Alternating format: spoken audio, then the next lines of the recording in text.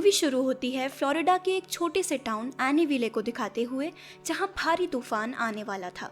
यहां हमें मिलवाया जाता है डकोटा से, जिसके फादर डेल एडवर्ड्स एक रिसर्चर हैं। वो शार्क्स पर रिसर्च करते हैं और एक लैब में काम कर रहे हैं। इसी टाउन में डी, रॉन और विल, तीन भाई बहन अपने पेरेंट्स बिली और रेचल ऑल्सन के साथ रहते हैं। और आज बारिश की वजह से तीनों बहुत खुश थे और झील में स्विमिंग कर रहे थे। पर तभी यहाँ उनके अंकल आते हैं और डांट कर सबको घर भेज देते हैं। फिर एंट्री होती है मेन कैरेक्टर लीसा की, जो एक प्रेग्नेंट वुमेन है और टेस्ट रिपोर्ट्स लेकर घर जा रही थी। मूसलाधार बारिश हो जाती है। दूसरी तरफ डेल अपने कलीग से बात करता है कि इस बार तूफान बहुत तेज है। अगर डैम में पानी लिमिट से ज्यादा भरा तो पूरा शहर पानी पानी हो जाएगा। इतने में डकोटा कॉल करती है और डेल उसे हिम्मत देते हुए कहता है कि घर के अंदर ही रहना, बाहर मत निकलना, क्योंकि एक भयानक तूफान आने वाला है। लेकिन वो उसे लेने जरूर आएगा, बस थोड़ा टाइम लगेगा। डकोटा डर तो रही थी, लेकिन वो हिम्मत रखती है। वहीं ऑल्सन फैमिली कार में बैठकर कहीं जाने लगती है। तभी एक न्यूज़ स्प्रेड होती है कि बहुत जल्द एक भयंकर तूफान टाउन में आने वाला है, इसलिए सब सावधान रहें। इतने में डैम फट जाता है और पानी की तेज लहरें शहर में घुसने लगती हैं। डकोटा जो अपने घर में बैठी थी, उसे अचानक धरती कांपती हुई महसूस होती है और वो जैसे ही बाहर देखती है, पानी सुनामी की तरह उसके घर की तरफ बढ़ने लगता है। पानी सब कुछ चीरता हुआ पूरे घर में भर जाता है। वहीं सड़क पर गाड़ियां खिलौनों की तरह पानी में तैरने लगती हैं। लीसा भी एक मोटी लकड़ी की वजह से अपनी गाड़ी में फंस जाती है और उसकी कार आधी डूब जाती है। देखते ही देखते पूरा शहर नदी में बदल जाता है, मगर अभी तो इससे भी बड़ा खतरा इनकी तरफ बढ़ रहा था।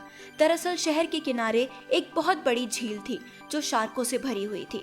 टाउन का पानी जैसे ही झील के पानी से मिलता है, झील की शार्क शहर में घुस जाती है और लोगों को मारने लगती हैं। एक आदमी जो लीसा की मदद करने के लिए आया था, शार्क उसे भी चबा जाती है। कुछ देर बाद डकोटा जो अपने घर में सबसे ऊपर फ्लोर पर बैठी थी, वो लीसा को देखती है। लीसा उससे मदद मांगते हुए कहती है कि उसकी गाड़ी डूबने वाली है। डकोटा पहले तो उसे अनदेखा करती है, पर उसका मन गवाही नहीं देता और वो लीसा की मदद करने के लिए चल पड़ती है।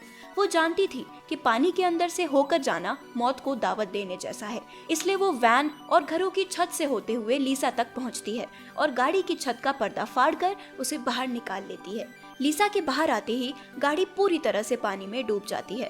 मतलब डकोटा अगर 1 मिनट भी लेट होती तो लीसा और उसका बच्चा मारा जाता। इसलिए लीसा डकोटा को शुक्रिया अदा करती है। दूसरी तरफ ऑल्सन फैमिली को दिखाया जाता है, जहां बिली और रेचल पर शार्क ने हमला कर दिया। परिवार की सबसे छोटी बेटी ली दरवाजे से बाहर निकलने की कोशिश करती है, लेकिन तभी घर में एक बहुत बड़ी शार्क घुस आती है, लेकिन रॉन उसे बचा लेता है। इधर डकोटा का घर भी क्रैक की वजह से गिरने वाला था, इसलिए वो छत पर कपड़ों से हेल्प लिख देती है। वहाँ लीसा को पेन शुरू हो जाता है। डकोटा उसकी हेल्प करने के लिए एक बोट लाने का डिसाइड करती है, जिसके लिए उसे पानी में उतरना था, इसलिए वो अपने सर से एक लाइट बांधती है। उधर ऑल्सन सिबलिंग्स किचन में सबसे ऊंची जगह पर बैठ जाते हैं, क्योंकि पूरे घर में पानी भर चुका था। दूसरी तरफ डेल डकोटा के लिए परेशान होता है, क्योंकि उसका फोन नहीं लग रहा था। वो अपने साथियों के साथ एक बड़ी बोट लेकर शहर में घुसता है ताकि लोगों को बचा सके। इधर डकोटा जैसे ही पानी में उतरती है, शार्क उसे चारों ओर से घेर लेती है, लेकिन डकोटा एक जगह ठहर जाती है, क्योंकि शार्क पानी की वाइब्रेशन के हिसाब से हमला करती है और जब डकोटा कोई हलचल नहीं करती तो वो लौट जाती है। डेल भी अब शहर में घुस चुका था, लेकिन उसकी बोट बहुत बड़ी थी, इसलिए वो पानी का लेवल बढ़ने का इंतजार करता है ताकि संकरे रास्ते में भी एंटर कर सके। वहीं डकोटा का घर अब पूरी तरह से पानी से भर चुका था। लीसा जिस बेड पर दर्द से तड़प रही थी, सिर्फ वही बेड बचा था। वो बच्चे को जन्म देने ही वाली थी कि तभी घर की छत टूट जाती है और लीसा पानी में डूब जाती है।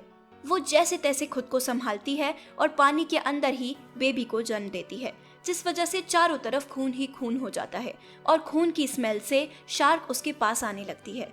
लीसा फौरन अपने बेबी को एक बॉक्स पर लिटाती है और एक नुकीली लकड़ी शार्क के मुंह में घुसा देती है। इतने में डकोटा भी बोट लेकर आ जाती है और एक तीर से दूसरे शार्क को मार देती है।